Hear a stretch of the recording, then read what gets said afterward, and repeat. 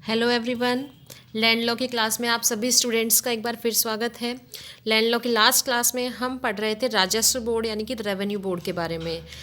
Rajasthan land revenue act 1956 पर हम चर्चा कर रहे हैं, जिसका ये टॉपिक है हमारा द बोर्ड ऑफ रेवेन्यू। इसका पार्ट 1 हम देख चुके थे। सेक्शन 4 से लेकर 14 तक ये कंसिस्ट करता है, जिसमें सेक्शन 4 टू सेक्शन 10 हम लास्ट लेक्चर में पढ़ चुके थे। आज के लेक्चर में हम बात करेंगे सेक्शन 11 टू 14 के बारे में। तो आइए क्लास शुरू करते हैं। अब हम बात करेंगे आज सबसे पहले सेक्शन 11 के बारे में। सेक्शन 11 बात करता है revenue board's power to refer the matter, यानी कि राजस्व मंडल की निर्देश करने की शक्ति।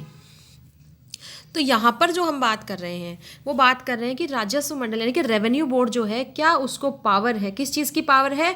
Power to refer the matter, कि वो किसी मैटर को रेफर कर सकता है। क्या देखिए, किसी मामले या कार्यवाही में निर्णय के लिए बैठे हुए बोर्ड के अध्यक्ष या बोर्ड का कोई अन्य सदस्य, बोर्ड का कोई अध्यक्ष बैठा हो चाहे बोर्ड का कोई अन्य सदस्य बैठा हो, जो किसी मामले या कार्यवाही को निपटाने के लिए एकल रूप में बैठे हो। इट मीन्स टू से कि सिंगल बेंच के रूप में जो बैठे हो किसी मामले या किसी प्रोसीडिंग को निपटाने के लिए किसी विधि के प्रश्न पर। अब देखिए, ये सिंगल बेंच के रूप में बैठे हैं, ये क्या कर सकते हैं? ये किसी विधि के प्रश्न को, जो भी लॉ से रिलेटेड कोई क्वेश्चन अगर इनके सामने राइज होता है, या विधि का बल रखने वाली किसी प्रथा, यानी कि अगर कोई रूढ़ि या प्रथा जो कि विधि का बल रखती है, ठीक है, आप सभी जानते हैं, जैसा आप लोग पढ़ के भी आए हैं कि प्रथा जो होती है, रूढ़ी जो कस्टम्स होती है, कस्टम्स एंड यूजेस, उनमें भी वो बहुत जो निरंतर रेगुलर समय से चली आ रही है, वो भी लॉ के बराबर पावर रखती है जब वो मान्यता प्राप्त हो जाती है। कुछ ऐसी रूढ़ियाँ या प्रथाएं होती है, ठीक है। तो जहाँ पर कोई विधि का प्रश्न हो या विधि का बल रखने वाली किसी प्रथा का कोई प्रश्न हो, या ऐसे मामले या कार्यवाही में किसी दस्तावेज के अर्थ करने का के किसी प्रश्न को, यानी कि जहां उनके सामने कोई डॉक्यूमेंट हो और उस डॉक्यूमेंट में, उस दस्तावेज में कोई बात लिखी हो जिसका अर्थ करना हो, जो उनके सम्मुख उत्पन्न हुआ है, जो ऐसी सिंगल बेंच के सामने अराइज हुआ है क्वेश्चन। अब देखो कौन कौन से क्वेश्चन, विधि के प्रश्न पर या विधि का बल रखने वाली किसी कस्टम से संबंधित कोई क्वेश्चन हो, लॉ से रिलेटेड कोई क्वेश्चन हो, या किसी डॉक्यूमेंट में का कोई मीनिंग करना हो, उससे संबंधित कोई क्वेश्चन हो।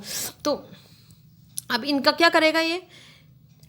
तो आगे कहता है, यदि वह उचित समझे तो लिखित कारणों सहित। अब यहाँ ध्यान में देने की क्या बात है हमको, कि रिटर्न में वो रीजन देंगे, लिखित कारणों सहित मंडल की खंडपीठ को, यानी कि मंडल की डिवीजन बेंच, मंडल मीन्स रेवेन्यू बोर्ड, राजस्व मंडल की डिवीजन बेंच की राय के लिए निर्देशित कर सकेगा। तो जो व्यक्ति यानी कि अध्यक्ष या फिर कोई सदस्य जो डिवीजन बेंच के रूप में बैठा है, सिंगल बेंच के रूप में बैठा है, उसके सामने अगर इन तीनों कैटेगरीज का कोई प्रश्न आता है तो वो उसको निर्णय के लिए आगे डिवीजन बेंच में रेफर कर सकेगा।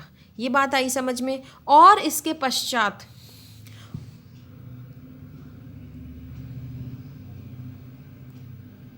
उस मामले या कार्यवाही को ऐसी राय के अनुसार निपटाया जाएगा।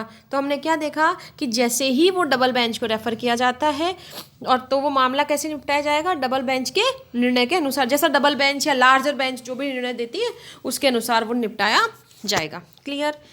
अब देखिए, इस धारा में एकल पीठ के किसी सदस्य को किसी विधि के या विधि का बल रखने वाली किसी प्रथा के प्रश्न को निर्देशित करने की शक्ति प्रदान की गई है। तो ये कंक्लूड कर रहा है जो ये पैराग्राफ है हमारे सेक्शन 11 को, कि इस धारा में जो एकल सिंगल बेंच के रूप में कोई जो मेंबर बैठा है रेवेन्यू बोर्ड का, वो किसी विधि के प्रश्न को, विधि का बल रखने वाले किसी कस्टम के प्रश्न से संबंधित कोई प्रश्न हो, उनको क्या कर सकता है? वो निर्देशित कर सकता है, रेफर कर सकता है। ठीक है। अब एक केस लॉ जैसे मैंने यहाँ पे लिखा है, पन्ने सिंह बनाम गुमान सिंह 1964 के निर्णय के अनुसार डिवीजन बेंच भी वृद्ध पीठ को, यानी कि डिवीजन बेंच भी लार्जर बेंच को ऐसा मामला निर्देशित कर सकती है। क्लियर हो गई बात? Now section 12 is about power to refer question to high court. अब यहाँ पर हमने सेक्शन 11 में तो क्या पढ़ा कि सिंगल बेंच रेफर किसको करे? डबल बेंच को, देन लार्जर बेंच। अब हम बात कर रहे हैं power to refer high court किसको रेफर करने की? हाई कोर्ट को रेफर करने की। तो हाई कोर्ट को जो मामला रेफर किया जाता है वो ध्यान रखिए कहाँ किया जाता है, सेक्शन 12 बात करता है कि रेवेन्यू बोर्ड से कोई मैटर हाई कोर्ट में कब जाएगा। देखिए, यदि किसी मामले में किसी न्यायपीठ को यह प्रतीत होता है, यहाँ पर न्यायपीठ का मतलब है वो बेंचेस जो हमने अभी ऊपर जिनके बारे में पढ़ा, whether single bench, division bench और लार्जर बेंच। तो यदि किसी मामले में किसी न्यायपीठ को यह प्रतीत होता है कि ऐसा कोई प्रश्न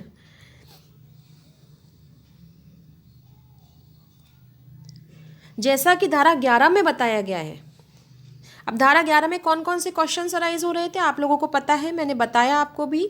लॉ से रिलेटेड कोई प्रथा जो लॉ की तरह ही मानी जाती है उससे रिलेटेड कोई प्रश्न हुआ, ठीक है, तो या फिर किसी डॉक्यूमेंट का मीनिंग लगाने से, मीनिंग अर्थ ढूंढने से संबंधित प्रश्न है, तो वो तीनों प्रश्न हो गए। अगर वो क्वेश्चन ऐसे हैं जो क्या है, सार्वजनिक महत्व के हैं, ठीक है ना, पब्लिक इंपॉर्टेंस के हैं, ठीक है, और उस पर उच्च न्यायालय की राय प्राप्त करना जरूरी है, आवश्यक है, तो वह न्यायपीठ उस प्रश्न को उच्च न्यायालय को निर्देशित कर सकेगी। तो वह बेंच क्या करेगी, उस प्रश्न को किसको रेफर कर देगी?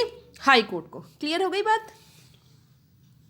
ठीक है, उच्च न्यायालय ऐसी सुनवाई के बाद जो वह आवश्यक समझे। अब देखिए, मैटर किसके पास आ गया? हाई कोर्ट के पास आ गया। अब हाई कोर्ट क्या करेगा? इस प्रकार निर्देशित प्रश्न पर अपनी राय अभिलिखित कर सकेगा, ठीक है ना, ये यहाँ पर छोटी की मात्रा आएगी, अभिलिखित करना, ठीक है ना, तो अपनी राय वो दे सकेगा और उस मामले का विनिश्चय उस राय के अनुरूप ही किया जाएगा, यानी कि जैसा हाईकोर्ट डिसीजन देगा। अब अगर आपने डिसीजन को, अगर रेवेन्यू बोर्ड की जो बेंच है उसने अगर डिसीजन के लिए मैटर को रेफर कर दिया है हाई कोर्ट को, तो अब हाई कोर्ट जो डिसीजन देगा उसके अकॉर्डिंग ही काम किया जाएगा। Clear about it? सेक्शन 13 बात करता है मतभेदों की दशा में निर्णय। मान लीजिए कि उनमें आपस में जो बेंचेस है, जो बेंच बैठी है, उसमें जो सदस्य बैठे हैं, जो मेंबर्स बैठे हैं उस पर्टिकुलर बेंच में, डिवीज़न बेंच हो चाहे वो लार्जर बेंच हो, अगर उनमें आपस में डिफरेंट ओपिनियंस हैं उनकी, एक का निर्णय क्या है दूसरे का क्या है, ठीक है, तो ऐसी कंडीशन में क्या किया जाएगा उसके बारे में हमें बताता है सेक्शन 13। सेक्शन 13 बताता है decision in case of different opinions, ठीक है। सेक्शन 13 के अनुसार जहां कोई मामला बोर्ड की किसी न्यायपीठ द्वारा सुना जाए तो ऐसे मामले का जो विनिश्चय किया जाएगा वो उसकी सुनवाई करने वाले सदस्यों के बहुमत के अनुसार ही होगा, यानी कि जो उसको सुन रहे होंगे मेंबर्स, उनकी मेजॉरिटी के अकॉर्डिंग ही वो निर्णय लिया जाएगा। क्लियर हो गई बात?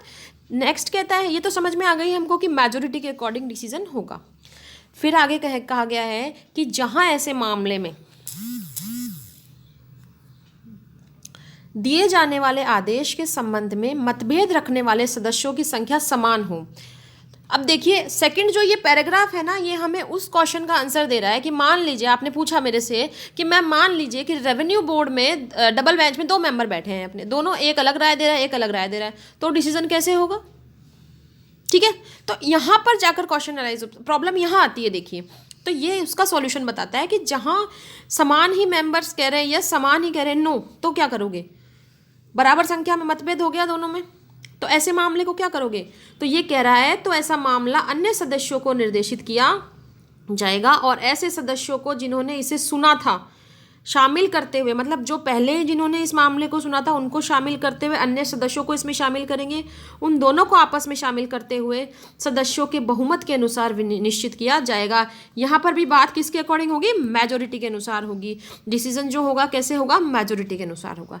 क्लियर हो गई बात? बेंच बैठ रही है, वो मेजॉरिटी के अनुसार डिसीजन करेगी। जहाँ मेजॉरिटी नहीं बन पा रही है, आपसी मतभेद हो गए, समान संख्या हो गई है अलग अलग मत वालों की, वहाँ पर मामले को अन्य सदस्यों को रेफर करेंगे और अन्य सदस्यों को और ऐसे सदस्यों को जिन्होंने पहले मैटर को सुना था उन सबको मिलाते हुए मामला कैसे डिसाइड करेंगे? बहुमत के अनुसार, मेजॉरिटी के अकॉर्डिंग। अब बात करते हैं हम सेक्शन 14 के बारे में। सेक्शन 14 बात करता है रजिस्टर आदि जो रखे जाएंगे, ठीक है। तो यहाँ पर केवल सिंपल सा है, ये तो आपका सेक्शन 14 जो बात करता है कि राजस्व मंडल जो है किस तरह से अपने रजिस्टर्स, अपने अकाउंट्स क्या कौन कौन कैसे कैसे रखेगा। तो सेक्शन 14 सिंपली क्या कह रहा है आपसे? राजस्व मंडल द्वारा ऐसे रजिस्टर, ऐसी भैया और ऐसे अकाउंट्स लेखे रखे जाएंगे और संधारित करवाए जाएंगे जैसा कि उसके कार्य संपादन के लिए निर्धारित किए जाएं और आवश्यक हो। जितने उसकी ज़रूरत है उतने तो वो रजिस्टर्स अपने अकाउंट्स कैप्ट करेगा। इसके अलावा जैसे उसको निर्देशित करेगी गवर्नमेंट सरकार जो है उसके हिसाब से वो रखेगा और जितने ज़रूरी हैं वो रखेगा।